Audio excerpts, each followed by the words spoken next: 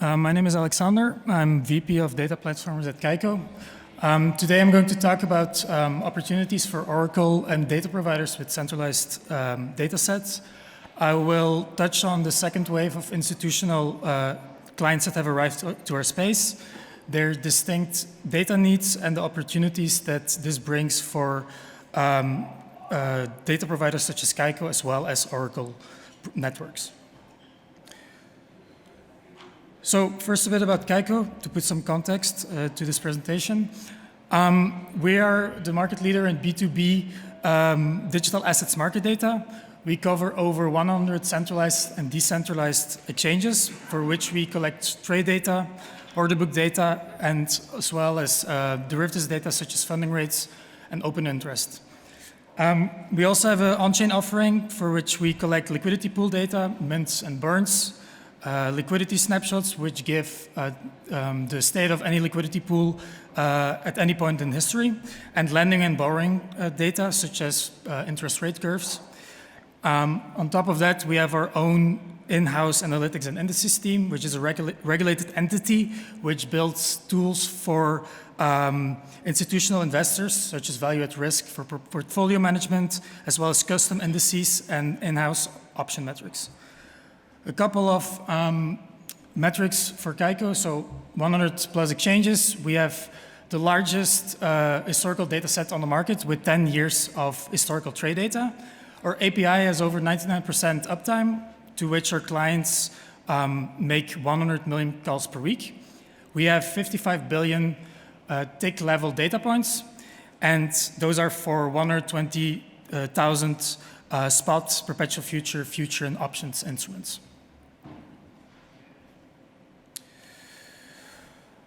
A bit about our clients. So as a B2B data provider, we've been working together with some of the most well-known entities, both within the crypto industry as well as in traditional finance.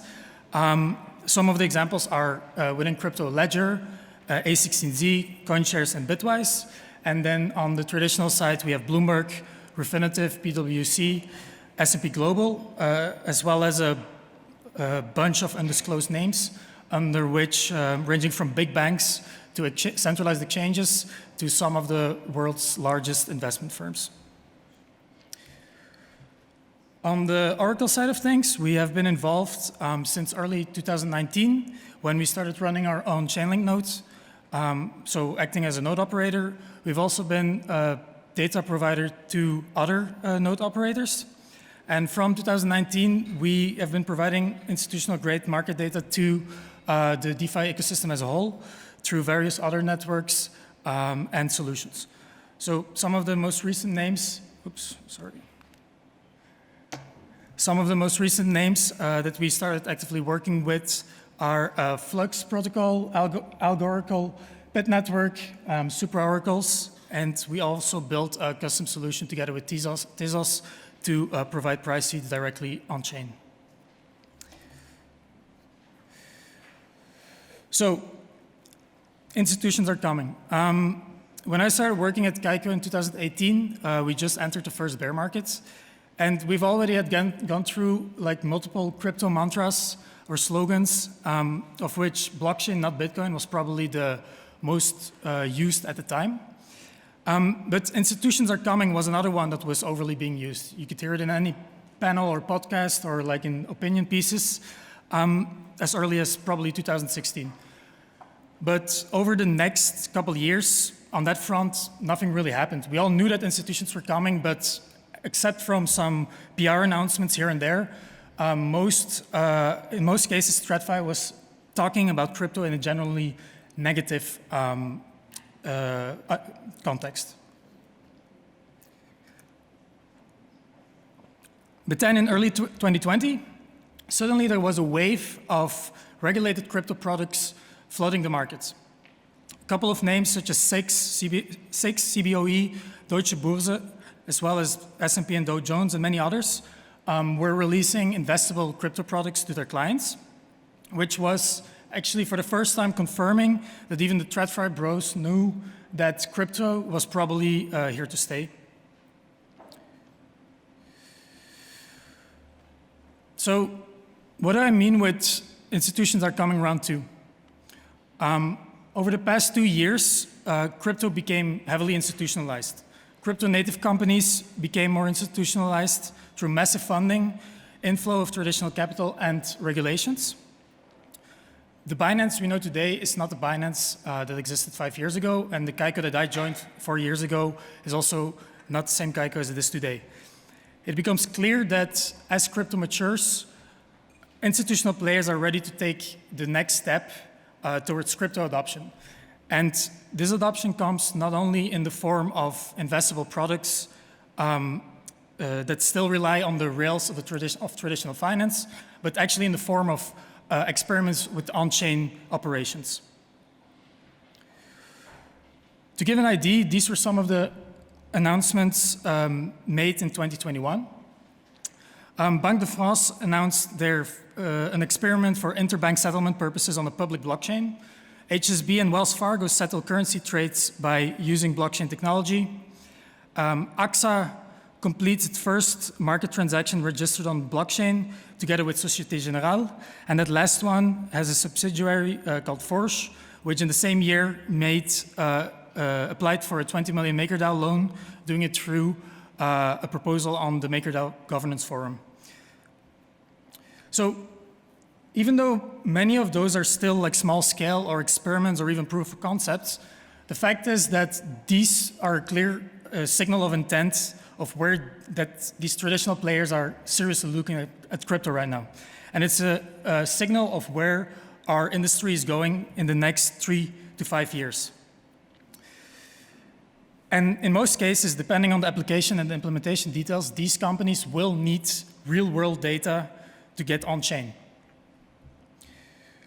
Which brings us to the maybe a bit controversial or interesting part of the presentation, permissioned over permissionless.